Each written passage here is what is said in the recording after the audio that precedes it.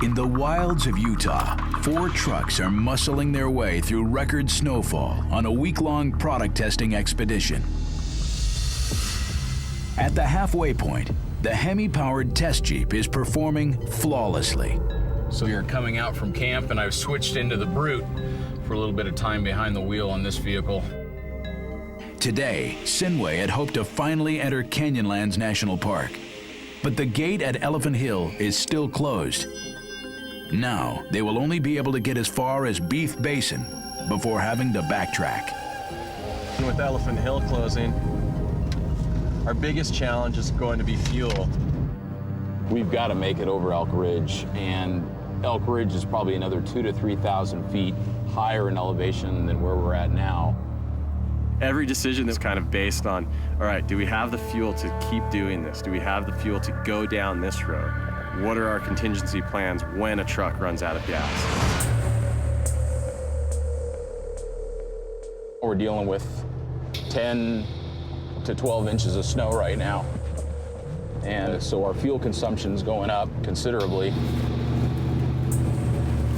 Instead of running at 1,500, 2,000 RPM going 30, 40 miles an hour, you're running at 3,000, 4,000 RPM going half a mile an hour. With the least ground clearance, the Land Rover is beginning to struggle in the lead. So what I may do is give the truck a break here and let one of the other trucks break trail. We'll let the whole crew go in front, and I'll just jump to the back. With the greatest ground clearance of the group, the Brute moves up to break trail.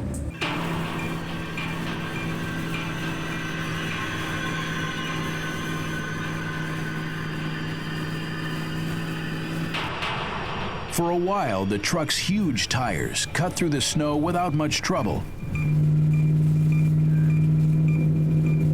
But before long, the trail begins to steepen.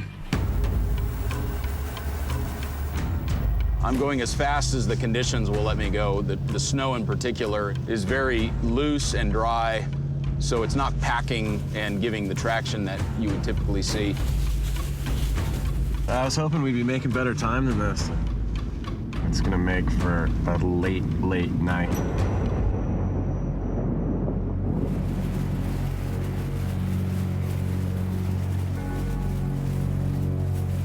It's getting dark for sure, and we are still gaining elevation. As the team crawls up the ridge, the snow continues to get deeper.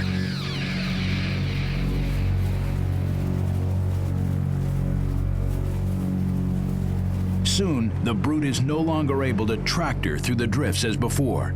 Scott resorts to a more aggressive technique. It looks like that we are going to need to ram our way through this snow.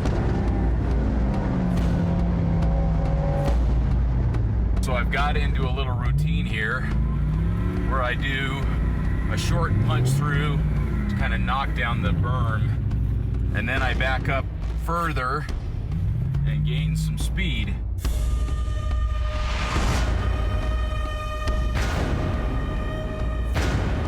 Anytime you're backing up, putting it forward, hammering on it as hard as you can, backing up, doing it again, hundreds of times, it's really hard on a vehicle.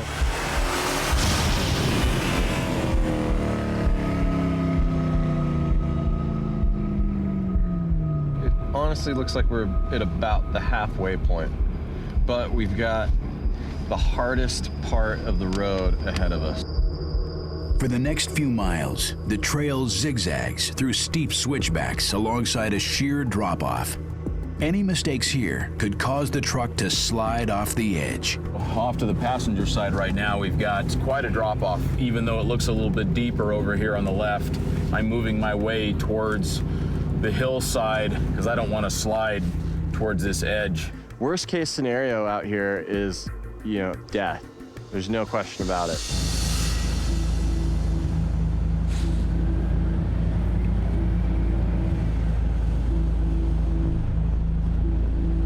Four hours later, the team is still a long ways from the top. So it just took us about an hour to get from here to here.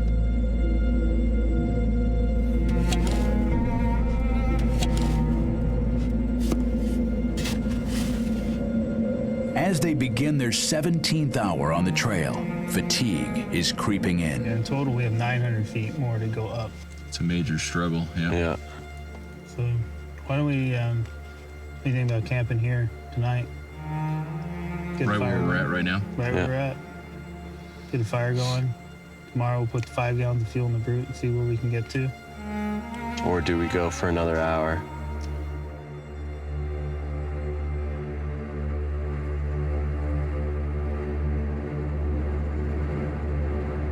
The entire team decides to press on